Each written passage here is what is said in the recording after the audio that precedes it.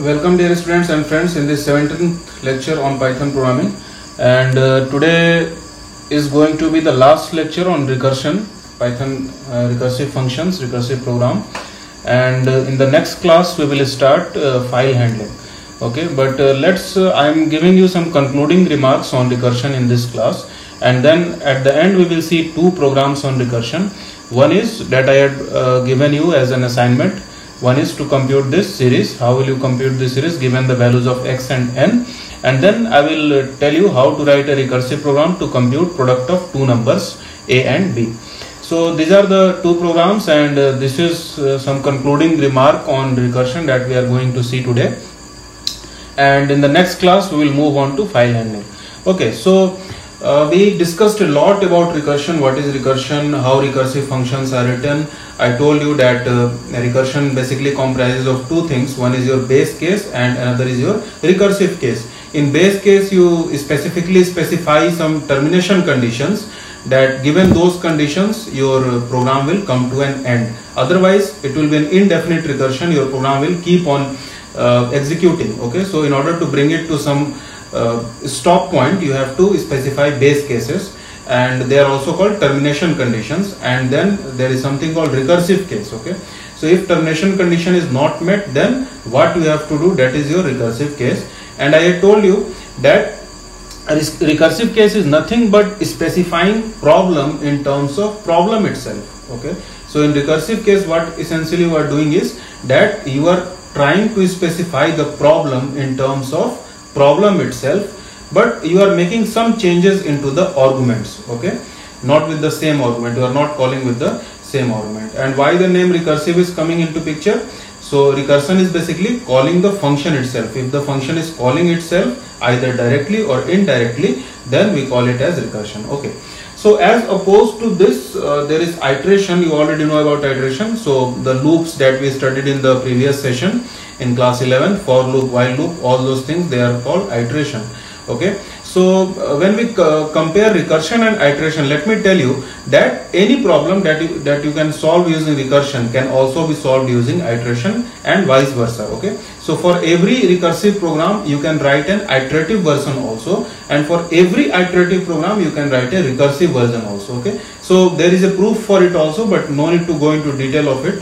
For time being, you just keep this in mind, that this fact holds that every recursive program can also be solved using iteration, and every iterative program can also be solved using recursion.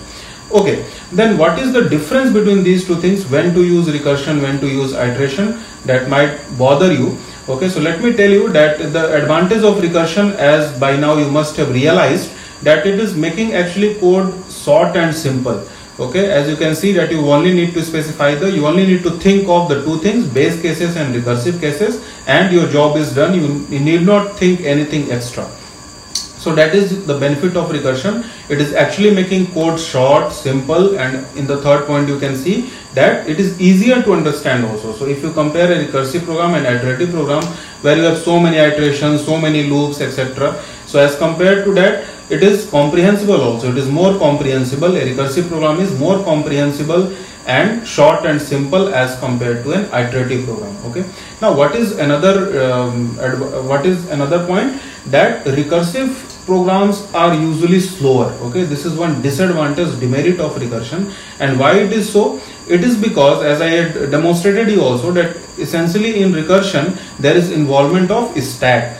Okay, so I told you that whenever a recursive call is made, then essentially you are pushing everything onto the stack, and then you are executing the next function call. I had already demonstrated it in the first class, in the first lecture on recursion. Okay, so just go through it, that there is involvement of stack in case of recursion. And so whenever multiple function calls are there, whenever a recursive function has to be executed multiple times, then in that the involvement of a stack will be too much, and it will actually cause the program to slow down. Okay, whereas iterative programs, there is no such requirement of a stack in the case of iterative programs, and hence they are faster as compared to recursive versions. Okay, so these are few concluding remarks regarding recursion and iteration. Just keep these things in mind. So it all depends on the type of problem that you are handling, that which version to use, whether to use a recursive version, whether to use iterative version. If your speed is an issue, then you should go for iterative programs. But if you want to make your code look more short, more simple and more comprehensible to the user, then you should use recursive programs. Okay, you should try to write recursive programs. Okay, so that's all about recursion versus iteration. Now let's see a recursive program to compute this series, which I had given you as an assignment. Now again, you have to only think of two. Some of you had given correct answers also, but for the sake of demonstration I will discuss it in this class. And in this case, as you can understand, that you only need to think of two things: base case and recursive case. Now what is the okay, first thing is that what will be the arguments to the function, what arguments you will provide to that particular function. Okay, so one will be your x and another will be your n. These two are your variables. Okay, x is also not fixed and n is also not fixed. Okay, so definitely that function will be taking two arguments, x and n. Now so let's parallelly write the program also. So I am defining a function, say myfun, and I am taking two arguments, of course, x and n. Both of them are variables. Okay, now so what is it saying? That x plus x square plus x cube plus x to the power 4. Okay, so by now you must have gathered so many ideas. Okay, so what is that idea? First thing is your base case. Okay, so let's first write the base case. So what is the base case? When the value of n is 1. Okay, so just think of this, that when the value of n is 1, then what is this series? What does this series become equal to? This series becomes equal to x. Okay, so if n becomes equal to 1, then this series becomes equal to x. Okay, so let me write this, that if n equal 1, then what you have to return? You have to return x. Okay, so x itself will be returned if the value of n becomes x. Now what happens if it is not the base case? Okay, so I hope you understood this, that why it is the base case, that this is the last case. This is when you will stop. This is your termination condition, that you will start from the maximum value of n. That is, suppose I want you to write the sum of, okay, let's forget up to x to the power n, let's try to write up to the x to the power 4 only. Okay, so what you will do, first n value of n will be 4, then it will be 3, then it will be 2, and finally it will become 1. So when the value of n becomes 1, then at that time you will stop adding. Okay, so that's why it has become your base case, that if the value of n becomes 1, then in that case you have to return x. Now what is the recursive case? You just think of it. Suppose I had asked you to write up to this one, x to the power 4. So what you will write? Okay, so let me write here, and let me write this thing here. If I ask you to write the sum of this series, x plus x square plus x cube plus x to the power 4, let's forget up to x to the power n. If you can write up to x to the power 4, then also your job is done. So let's name this function as something called f of, since this function is actually taking two variables. You all are mathematics students, so you can write it in the terms of function. So this is a function which is taking two arguments, x and n. Now just think of it carefully, okay, so here the value of n is 4, not actually n. So if I ask you to write f of x comma 4, so this will be the series x plus x square plus x cube plus x to the power 4. Now how can you write f of x to the power 4? Okay, how you can write f of x to the power 4? Can you write it like this? Isn't it equal to, so you can write it like this, that f of x to the power 4 is equal to, is nothing but x to the power 4, sorry, it is nothing but x to the power 4 plus, sorry, x to the power 4 plus, and then f of x comma 3, isn't it? Because if I ask you to write f of x comma 4, so it is nothing but x to the power 4 plus, again you have the same series, okay, but with the value of n equal to 3. Okay, so this is your recursive case. F of x comma 4 is equal to, for example, in the case of factorial, what you wrote, that suppose 5 factorial is nothing but 5 into 4 factorial, isn't it? This is what you write. So similarly here also, can you write f of x comma 4 is equal to x to the power 4 plus f of x comma 3, isn't it? Or in general, can you write f of x comma n is nothing but x to the power n, okay, is nothing but x to the power n plus f of x comma n. Okay, so this becomes your recursive case, that if n is not your base case, then what you have to return? You have to return x to the power n plus x comma n minus 1. Okay, isn't it? Suppose f of x comma 4 is nothing but x to the power 4 plus f of x comma 3. So what is f of x comma n? It is nothing but x to the power n plus f of x comma n minus 1. So this is your recursive case. Okay, similar to what you had done in the case of factorial or in the case of Fibonacci series. Okay, so in the case of factorial, what it is, that n factorial is nothing but n into n minus 1 factorial, isn't it? So essentially you are expressing the problem in terms of problem itself. I had asked you to write f of x comma n and you expressed it in the terms of f of x comma n only. Okay, isn't it? But you have changed the parameters only, that now it will become what? It will become n minus 1, and you have to add this extra thing x to the power n. So this is what you have to think of. Similarly in the case of summation, so if I ask you to write summation of n numbers Sn, so what you will write? You will write nothing but n plus summation of n minus 1, isn't it? So you are essentially specifying the problem in terms of problem itself, but the parameter gets changed. Okay, so this is where your intelligence comes into picture. You have to think of the problem in terms of problem itself. Okay, so if you are able to do that, then your job will be done. If you are able to think of recursive case, if you are able to think of base cases, that when this is going to terminate, then your job is done. Okay, so that's it. Let's write. I hope you got the concept. Now, so what will be the base case? Else you have to write the recursive case. Else you will return what? You will return nothing but x to the power n.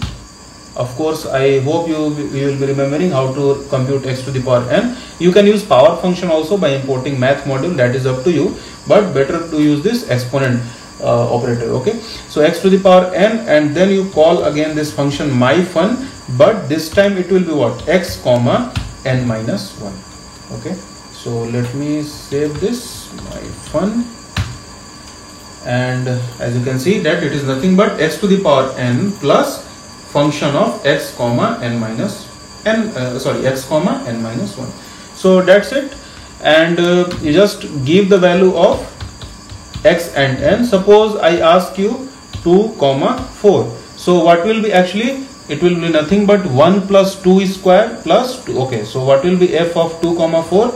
It should be 2 plus 2 square. Okay, 2 plus 2 square plus 2 cube plus 2 to the power 4, isn't it? 2 to the power 4, isn't it? So now if you add this one, so what will be its value equal to? This will be 2 plus 4, that is 6, then 8, 14, and then 16. So it should be equal to 30.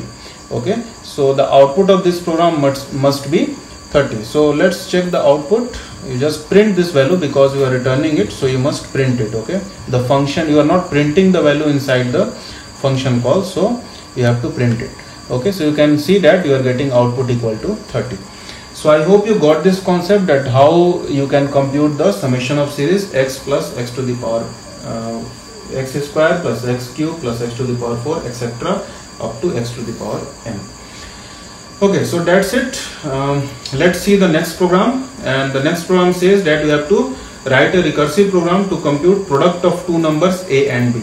Okay, so let me take a new program, and so first you have to understand the logic. So you have to multiply two numbers a and b. Now how you can write product of two numbers? If I ask you to write a into b, so what is it actually equal to? It is nothing but a plus a plus a. How many times? It should be written b times, isn't it? It is nothing but addition of a b times. Okay, you have to add a b number of times. Okay, so this is nothing but addition of a b number of times. So this is the concept of multiplication, very basic concept. which you must have studied in your primary classes also, that you are basically adding a b number of times. If you are understanding this concept, if you are familiar with this concept, which is very basic thing, then there is nothing to worry about. Okay, so you have to perform addition of a b number of times. Okay, so what will be the stopping criteria? Okay, so what will be the stopping criteria? That if b is equal to 1, okay, if we have to add a only one number of times, so what it should return? It should return nothing but it should return a, isn't it?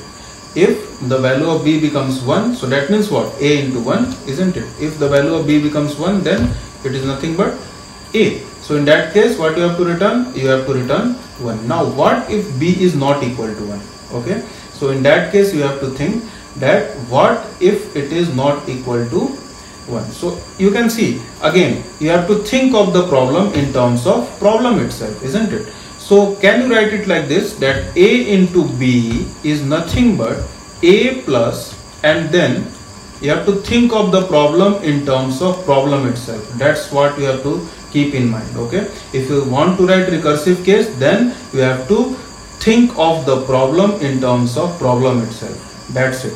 So how can you write a into b? You have to write similar to this. Okay, so it is nothing but a plus a multiplied how many times? Sorry, a plus a plus, and then a added how many times? B minus 1 times, isn't it? You have to add b how many times? You have to add b minus 1 times, isn't it? So that's it. Your job is done. What is a into b? It is nothing but a plus a added b minus 1 times. Okay, so else, what will be the else condition? In all other cases, you have to return a plus, and then you have to call the same function prod. Okay, but this time you have to pass a, and you should not pass b. What you should pass? You should pass b minus 1. Okay, so if you remember the program for factorial also, then what you returned? You returned n into fact of n minus 1, isn't it? So see how simple it is. You have to just think of the problem in terms of problem itself. I am stressing on this point again and again. If you are able to guess the problem in terms of problem itself, okay, but you see that here parameter is reduced. Okay, here initially the parameter was b, but now it is b minus 1 with reduced parameter, of course. Okay, so your job will be done. Okay, so else you have to return what? A plus product of, I hope you got this concept, that here a plus a how many times? B times. Okay, what if I reduce one of the a's? Then you have to add a b minus 1 times. So a into b is nothing but a plus a added how many times? B minus 1 times. Okay, so that's it. And but there is one simple thing, I will come to it, but let's first run this program and see what output is giving, and then I will come to, there is a small mistake in this program, and what is that mistake? I will come to it. Okay, but let's first run this program and let me provide some value to it. Suppose I am providing, I am calling this function, and then I am providing value 4, and then I am providing value 5, so it must give 20. Okay, so let me save this program and let me run this. And sorry, if b, there must be equality operator, not an assignment operator. Okay, you are checking equality. Okay, so you can see that it is equal to 20. It is perfectly fine. Okay, now let's suppose that I am giving minus 4. Okay, then also it should give you correct output. Okay, and one more thing, that what if the value of b becomes 0? Okay, what if the value of b becomes, so one more stop condition will be there, base case will be there, that what if b is equal to 0? In that case, you know that it must return what? It must return 0, because any number multiplied by 0 is 0, and here you should write LH. So one more stop condition must be added. Okay, now let's try to multiply minus 4 and 5. It must give you correct output. It is giving minus 20. Okay, now let's try to multiply minus 4 with 0, and you know that it should give 0. Let's try to multiply 0 with some number. Let's try to multiply 0 with 5. It also must give you correct output, and you can see that it is giving you correct output 0. So everything is fine, but there is one problem. What if I give a negative value for b? Okay, what if I specify a negative value for b? For example, let me take 2 and then minus 5. So output must be minus 10, isn't it? But this will not give you the correct output. Why? Okay, so let's first run it, and you can see that this is giving an error, maximum recursion depth exceeded in comparison. Okay, why it is giving error, you will understand it in a moment. Okay, so you just look at this program. You are specifying a negative value for b. Now what is the meaning of b? B is actually b times. Okay, so can the number of times be negative? No, never. Number of times that you are going to add a is -5. What is the meaning of it? There is no meaning of it. Okay, there is no meaning of saying that you are going to add -5 number of times, isn't it? Okay, so by now you must have realized that this value must always be positive. Okay, this value must always be positive. This value of b must be positive, because what you are essentially coding is that you are going to add a b number of times. That is your logic is. That is what your program's logic. Okay, that you are adding a b number of times. Okay, so this essentially means that you are going to add to -5 number of times. Okay, if this a was negative, there was no problem. If this a was negative, then there is no problem. That means that you are going to add minus to 5 number of times. That is perfectly fine. It will give you correct output. You can see that it will give you -10. Okay, but what if you are writing 2 comma -5? It will give you error. Why? Because your b is actually telling number of times that you are trying to add a. So basically it means that you are trying to add to -5 number of times. Is there any meaning? Is there any meaning of it? No, there is no meaning of it. Okay, so this is your logic. So in order to overcome it, what you can do that so let's accept the values of a and b from the user. Let's not generalize it. Let's accept the inputs a and b from the user. Okay, so I will accept enter a number. Okay, and then let's take another number b. Okay, so b equal to int input enter another number. Okay, now so by now you must have understood that b must be positive. Okay, b should not be negative. Okay, but how can you impose this condition? You cannot impose condition on the user that b should be positive. Okay, user can enter any two integers. Okay, I am talking about integers only. Okay, so let me first specify in the very beginning, this is a program for recursive program for integer multiplication. Okay, and integers can be anything, any positive or negative also. A can be positive, b can be positive. Okay, but you have to adapt it as per your program. Okay, so now as per your program, b must be positive because you are trying to add b number of times. You are trying to add a b number of times, so b must be positive. So now how will you incorporate it? So you will check the value of b. Okay, so if b is less than 0, okay, so there lies the problem. Okay, if b is less than 0, then your problem starts, problem begins. So what you will do, that you will just make the value of b negative. Since b is less than 0, so if you put a negative before b, it will become positive, isn't it? It will become positive. So now there is no problem. Now your program will run perfectly fine. But the output that you will get is not the expected output. It's just the reverse of what is the correct output. Okay, so you must put a negative sign here. I hope you got the concept. Why I did so? Because the problem was that when b became negative, then this logic could not work. Your logic of adding a b number of times could not work. So that's why you made b positive. Okay, now how you made b positive? You just added a negative sign before it. If b was negative, you just put a negative before it, it will become positive. But your overall result will now become opposite of the expected output, of the correct output. So here I again put a negative to make it the original one. Okay, so just to get the correct output, you must put here a negative sign. That otherwise you will get just reverse of the correct output. Okay, otherwise there is no problem. As you saw that otherwise whatever the situation may be, you have to just call the function prod ab. Okay, so that's it.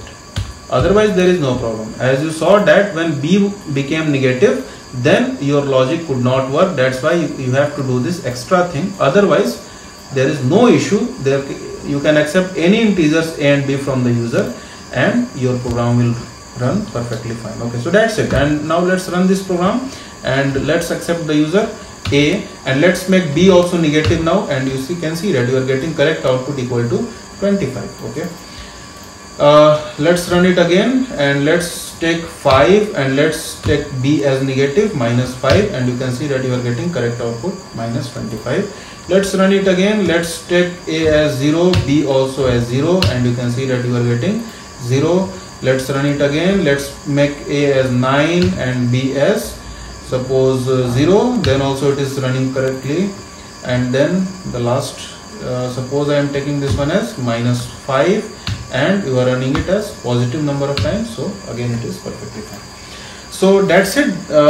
This is the extra thing. If you do not do so, it will only work for positive integers. If you do not write these extra things, it will only work for positive integers. It will not work for negative integers. Okay, so this is the extra thing that we have to add if you want to run your program for any type of integers. And definitely if you talk of integer multiplication, you should account for every possibility. Integers can be negative, integers can be positive, it can be 0 also.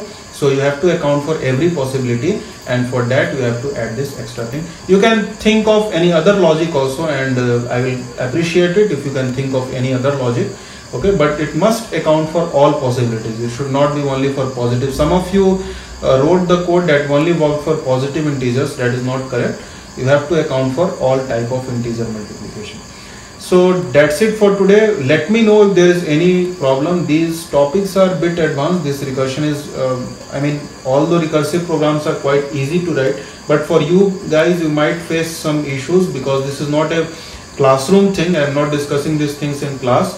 So there might be some issues. You please let me know if there is anything that I can help you with. If you are facing any difficulty in understanding these logics, then you can contact me definitely through email, through phone, whatever you are comfortable with. Okay, so that's it for today, and in the next class I will come up with the next topic, that is file handling. We will start text files. Thank you.